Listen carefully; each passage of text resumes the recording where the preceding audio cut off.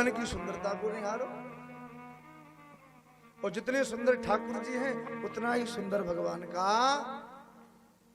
स्वभाव है। आप कहोगे भगवान कितने सुंदर हैं? भगवान बहुत सुंदर है। एक भक्तमाल में चरित्र है श्री धनुर्दास मल्ल जी का। इनको संसार के दृश्यों का देखने का चस्का लग गया। सुंदर सुंदर दृश्य देखने के लिए जाते धनुर्दास मल्ल जी। इन्होंने जिस कन्या से विवाह किया वो बड़ी सुंदरी थी महाराज। तो सुंदरता का इनको चस्का लगा था। दुनिया के लोगों को अपने अपने चस्के लगे रहते हैं ना, किसी को खाने का है, किसी को पीने का है, हर व्यक्ति की अपनी अपनी शौक है।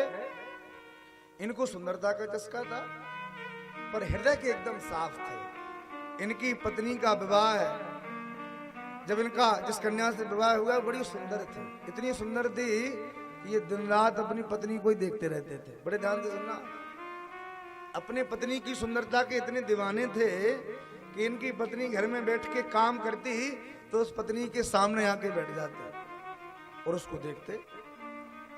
पत्नी भी आश्चर्य करती कि ऐसा कैसे क्यों देख रहे हो? अरे तुम मुझे बहुत सुंदर लगती हो। कभी कभी पत्नी बाजार जाती किसी काम से तो अपनी पत्नी के आगे आगे चलते छाता लेके, पत्नी को देखते जाते आगे छाता लगाते।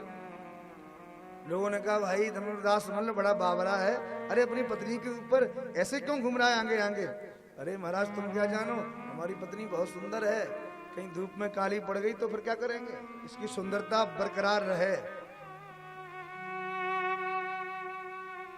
धनुर्दास मल्ल एक दिन अपनी पत्नी के साथ बाजार जा रहा था।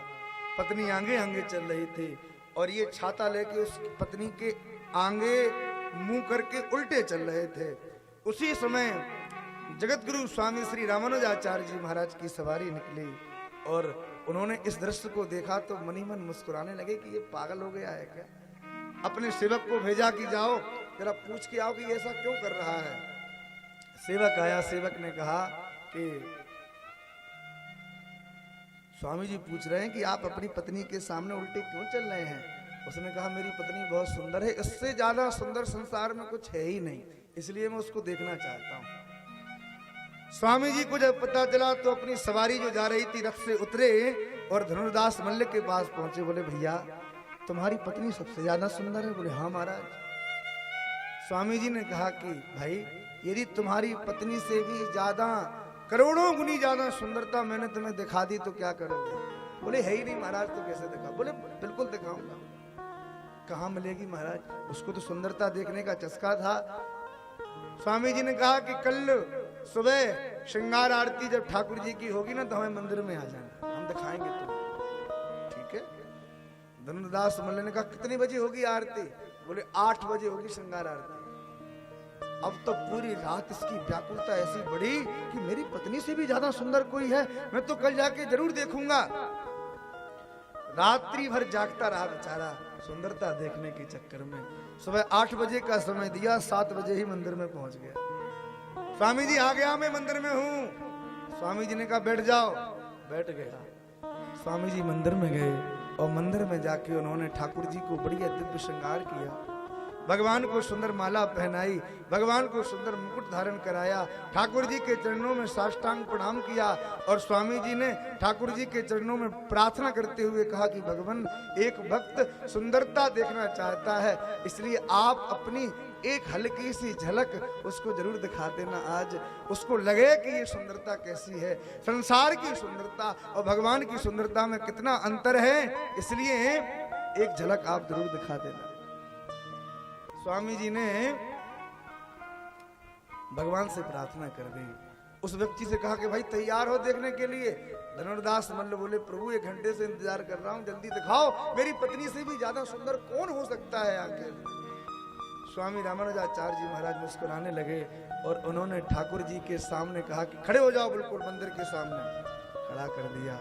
और स्वामी जी ने ठाकुर जी के चरणों में प्रार्थना करके कहा कि तैयार हो देखने के लिए? बिल्कुल तैयार हूं। और स्वामी जी ने जैसे ही भगवान के मंदिर का पर्दा हटाया और भगवान नंद नंदन श्याम सुंदर ठाकुर जी की दिव्य छटा का दर्शन जैसे ही धनुर्दास मल्ल ने किया, भगवान ने अपनी तिरछी चितवन से ऐसा निहारा कि भगवान के स्वरूप को देख के मोहित हो गया, चरणों में गिर गया।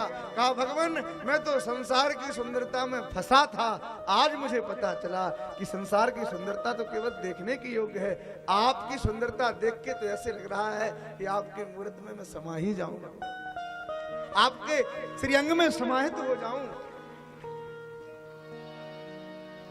श्याम सुंदर मनमोहन तूने